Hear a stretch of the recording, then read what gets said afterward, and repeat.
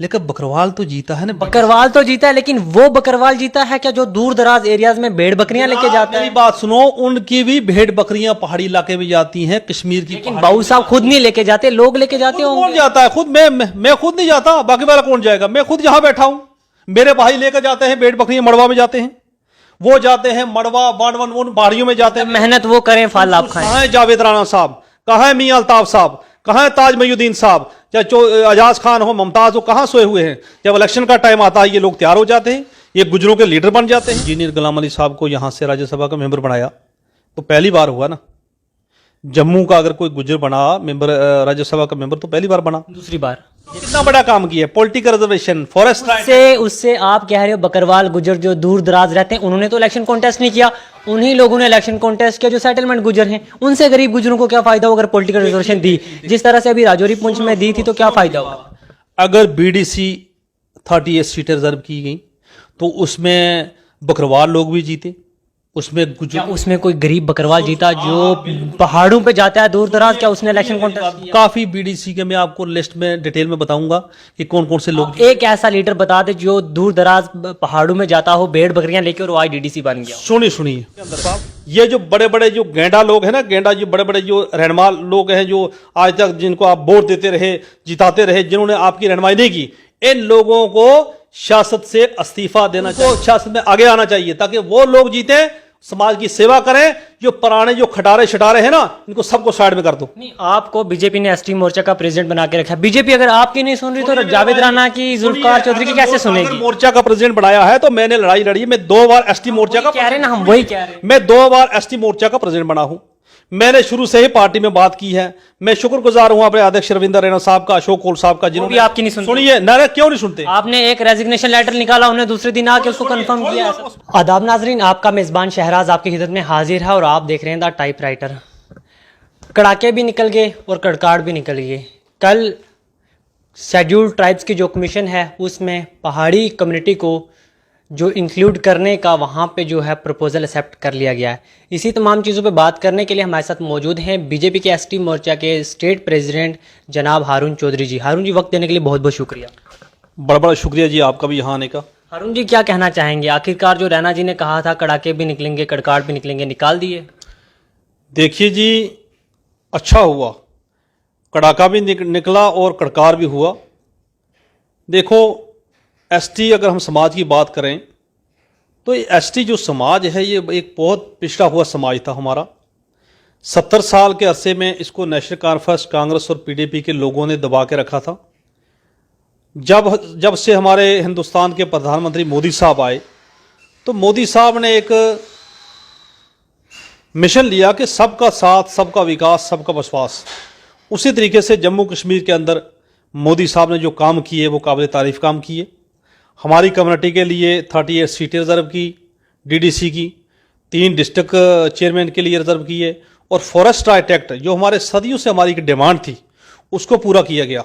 उसके साथ साथ में डिस्ट्रिक्ट रिक्रूटमेंट जो बंद करके रखी थी पहले सरकारों ने, उसको भी खोल दिया। साथ साथ में जो 9 एमएलए के लिए जो सीटें रिजर्व की जम्मू कश्मीर के अंदर, हम मोदी साहब के बड़े मशहूर। वो 9 तो आप पहाड़ियों को भी चलेगी, वो तो उसमें एसटी का है ही नहीं। आप सुनिए, ये पहाड़ी जो कबीला है ये कोई इतना बड़ा कबीला नहीं है। अगर हम कठुआ की बात करेंगे, कठुआ में कोई भी पहाड़ी नहीं है, सांबा में पहाड़ी नहीं है, जम्मू में पहाड़ी नहीं है, अपने रियासी डिस्ट्रिक्ट उधमपुर, रामबन, डोडा और किश्तवाड़, इन डिस्ट्रिक्टों में पहाड़ी नहीं है।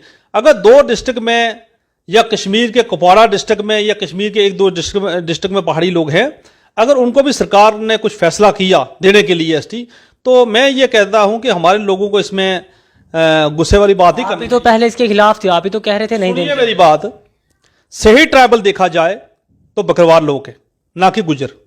3 किस्म के गुजर हैं। एक जम्मू का सेटलमेंट गुजर है, चाहे वो सांबा का है, कठुआ का है, जम्मू का है, रजौरी का है, पुंछ का है। एक सेटलमेंट गुजर है। दूसरा गुजर है दूधी गुजर, जो पहाड़ में जाता है भैंसे लेकर बकरवालों की तरह। और तीसरा जो बड़ा तबका है ट्राइबल जो सही है, वो है हमारे बकरवाल लोग जो पहाड़ में जाते हैं। अगर सही किसी ने बेनिफिट लिया तो वो जो सेटलमेंट गुजर है उन्होंने बेनिफिट लिया। ना दोधी गुजरों का आज तक कुछ हुआ और ना ही जम्मू कश्मीर के अंदर बकरवाल कम्युनिटी का कुछ हुआ। अगर ठीक है, साथ में अगर पहाड़ियों को भी कोई सरकार को फैसला करती है देने के लिए, तो हमें ऐतराज नहीं करना चाहिए, हमें कोई ऐतराज नहीं है। मैं ये आपके चैनल के माध्यम से कहना चाहता हूं, मैंने पहले भी इसके लिए लड़ाई लड़ी पार्टी के अंदर रहकर।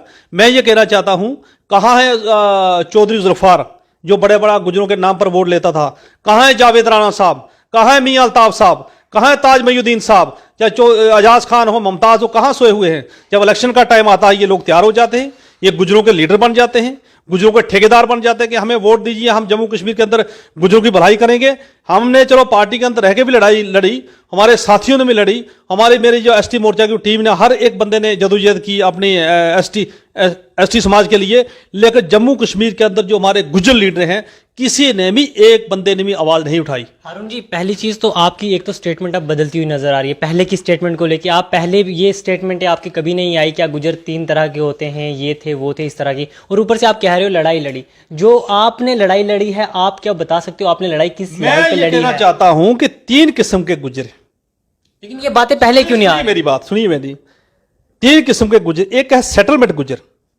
अब सेटलमेंट गुजर को क्या पता है कि दूसरे गुजर जो दोधी गुजर है, जो पहाड़ में जाता है, वहां टेंट लगाता है, वहां तंबू लगाता है, वहां अपने भैंसे लेकर जाता है, घोड़े लेकर जाता है, क्या जो सेटलमेंट गुजर है, उस गुजर ने उस गरीब आवाम को देखा है, उस गरीब गुजर को देखा है। दूसरा एक तबका है, ये बकरवाल कम्युनिटी के लोग जो पहाड़ में जाते हैं, पहाड़ में जाके टेंट लगाते हैं, पहाड़ों जंगलों में रहते हैं, 5-5, 6-6 महीने वो पैदल जाते हैं। क्या किसी लीडर ने आज तक उनको देखा? ये जो बड़ी बड़ी गाड़ियों में घूमने वाले लोग हैं, जो एसटी के नाम पर कहते हैं नहीं जी आज देखो एसटी की क्या हालत है रास्ते में, जरा उनको मैं कहना चाहता हूं वो कौन लोग हैं? वो सेटलमेंट लोग हैं। उनकी बड़ी बड़ी कोठियां, बड़ी बड़ी हवेलियां हैं। वो जम्मू के अंदर, रजौरी के अंदर, पुंछ के अंदर, कठुआ सांबा के अंदर बैठ के बयानबाजी करते हैं, ना कि उन लोगों को देखा जाए जो पहाड़ में है। सरकार ने तो हमारी कमेटी के लिए बहुत ही अच्छा फैसला किया। आज ट्रांसपोर्टर की बात करें, ट्रांसपोर्ट की कितनी हमें दिक्कत परेशानी आती थी, कश्मीर से हमारे लोग जम्मू की तरफ आते थे, आज उनके लिए गाड़ियों का इंतजाम किया, फॉरेस्ट एक्ट किया। और जम्मू ये तमाम चीजें सोशल मीडिया पे कही जाती हैं, ग्राउंड पे जाते हैं, जो आपने ट्रांसपोर्टेशन की बात की, वहां पे आज भी बहुत से ऐसे बकरवाल लोग हैं जो गाड़ियों के बिना आ रहे हैं। मेरे भाई 70 साल की ये बीमारी है, इसको खत्म करने में थोड़ा सा टाइम लगेगा, सबको ठीक होगा इंशाअल्लाह।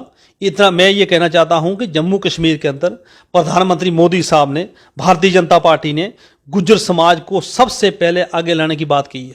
आज देखिए, पंच हो, सरपंच हो, वीडीसी हो, डीडीसी हो, कारपोरेटर हो, आप किसी तरीके से भी आप बात करेंगे तो जम्मू कश्मीर के अंदर एसटी समाज के लिए पॉलिटिकल रिजर्वेशन में सबसे पहले नंबर पर काम किया भारतीय जनता पार्टी ने।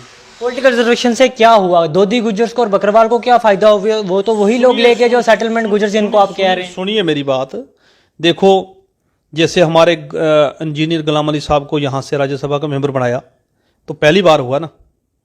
जम्मू का अगर कोई गुजर बना मेंबर, राज्यसभा का मेंबर, तो पहली बार बना। दूसरी बार सुनिए मेरी बात, पहली बार बना। भारतीय जनता पार्टी की बात कर रहे हैं हम ये कहते हैं कि 70 साल की बीमारी है, 70 साल की बीमारी को तोड़ने में थोड़ा सा टाइम लगेगा। कश्मीर के सियासतदानों ने, चाहे इसमें फारूक अब्दुल्ला हो, चाहे इसमें कि ना उमर अब्दुल्ला हो, चाहे मुफ्ती साहब से लेकर, महबूबा मुफ्ती से लेकर, कांग्रेस के बड़े बड़े लीडर रहे, बड़े बड़े रहनुमा रहे, बड़े बड़े लोगों ने दावे किए कि एसटी समाज को ये करेंगे वो करेंगे, लेकिन किसी ने आज तक कुछ नहीं किया।